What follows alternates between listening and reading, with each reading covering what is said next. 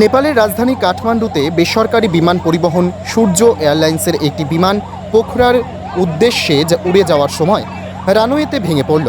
ঘটনাটি ঘটেছে বুধবার সকাল 11টা নাগাদ।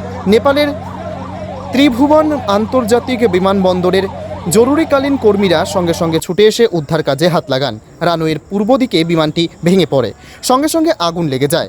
আগুন নেভানোর কাজ শুরু করলেও সূত্র মারফত জানা যায় 19 জন যাত্রীর মধ্যে 18 জন যাত্রী মৃত। একমাত্র জীবিত রয়েছেন বিমানের পাইলট। তাকে কাঠমান্ডু মেডিকেল কলেজ হাসপাতালে নিয়ে আসা হয়েছে। তার চোখে আঘাত লেগেছে, তবে তার শারীরিক অবস্থা এখন স্থিতিশীল। এয়ারপোর্ট সিকিউরিটি চিফ অর্জুন চাঁদ ঠাকুরি সংবাদ সংস্থাকে জানান, মেনটেন্সে চেকিংয়ের জন্য বিমানটি 2 জন ক্রু 17 জন টেকনিশিয়ান নিয়ে পোখরার উদ্দেশ্যে রওনা দিয়েছিল। যদিও এদিন সকালে বৃষ্টি হয়নি, তবে দৃশ্যমানতা কম ছিল।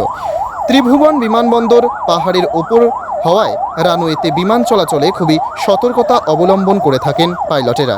সূর্য এয়ারলাইন্সে মূলত নেপালের মধ্যেই যাতায়াত করে।